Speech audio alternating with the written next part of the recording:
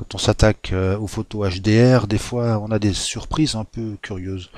On a des ombres très fortes, on a des zones très claires, et puis on ne sait pas trop pourquoi le logiciel HDR nous a fait un truc à sa sauce. Bon, là on a un magnifique bouquet de géranium, vert foncé, rouge foncé. On ne sait pas pourquoi il y a une énorme zone totalement perdue dans les ténèbres ici.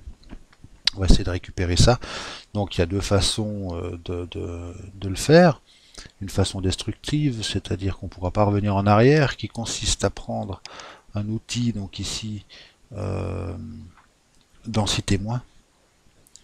On va prendre par exemple 25% d'exposition, c'est qu'à chaque fois que je clique, j'aurai 25%, ou si je passe deux fois sur le même endroit, ça me fera 50%. Alors allons-y mollo avec ce réglage. On va d'abord s'occuper des tons moyens. Donc voilà, on augmente les tons moyens. On donne un petit coup au ton clair aussi pour faire un peu péter ces géraniums. Voilà, en gros. Bon, c'est très vite fait. Si c'est une image qu'on veut juste mettre pour le web, ça va très bien. Mais si on veut conserver l'image pour autre chose, en fichier Photoshop, vaut mieux faire les choses correctement. On va prendre l'outil lasso et on va sélectionner notre magnifique géranium. Alors bon, on le fait à la louche, voilà, comme ça. On va donc dans un premier temps lisser notre sélection, donc on va améliorer le contour. Là on a une fenêtre améliorer le contour qui vient, alors on va vite remettre tout ça à zéro et regarder.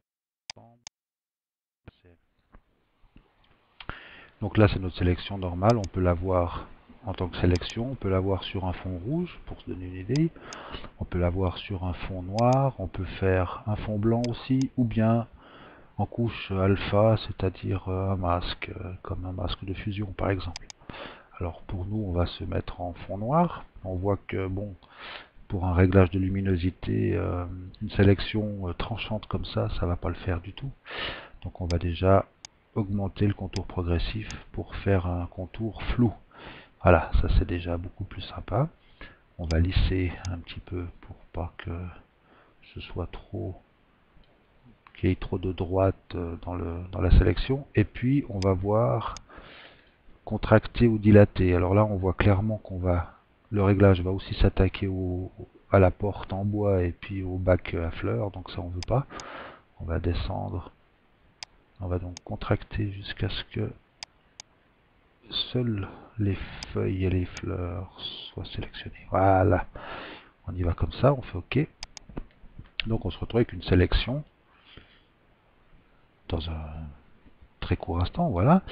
Mon PC étant une arme de guerre incroyable. Donc notre sélection est faite, on voit qu'il y a des arrondis, c'est pas trop, voilà, bon, c'est exactement ce qu'on voulait.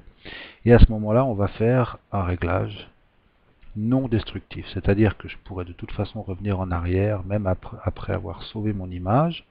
Je vais sur ce bouton, je vais régler les niveaux dans un calque de réglage.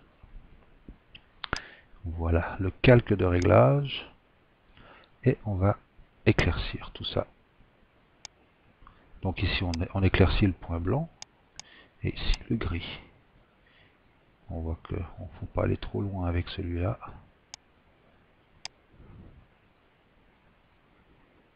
Voilà, on a carrément mis une belle lumière sur ce magnifique bouquet. Admettons que ça se passe bien. Voilà, on fait ça comme ça. Alors maintenant, j'avais créé une sélection, tout se passe bien, j'ai un masque de fusion ici qui s'est créé. Donc pour un masque de fusion, on sait comment ça se passe. Si on veut l'éditer, on fait Alt, clic. Donc on appuie sur la touche Alt du clavier et on clique.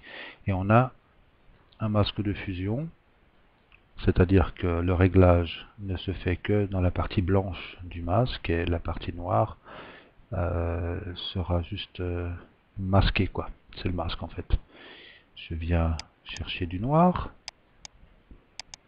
Et si je veux, je dirais, améliorer ce contour, je peux prendre par exemple du noir pour masquer. Cette partie-là, je me dis, bah tiens, cette partie n'a pas besoin d'être... voilà. On voit que j'ai perdu ici mon réglage. Je peux sélectionner le masque, prendre du blanc, et puis reprendre mon réglage ici.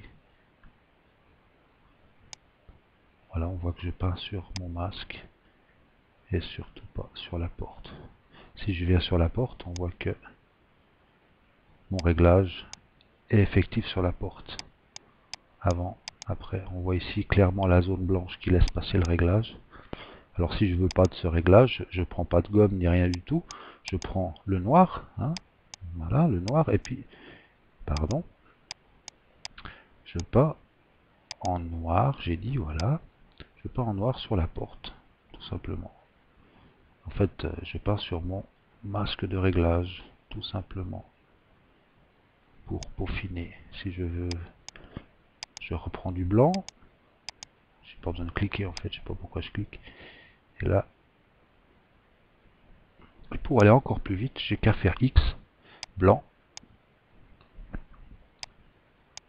X, noir. Je clique sur X, enfin j'appuie sur X, j'ai le blanc. J'appuie sur X, j'ai le noir. Voilà. Petite astuce bien pratique. Si je peux enlever le réglage ici, comme ça. Voilà. Et mes fleurs sont magnifiques, ou presque.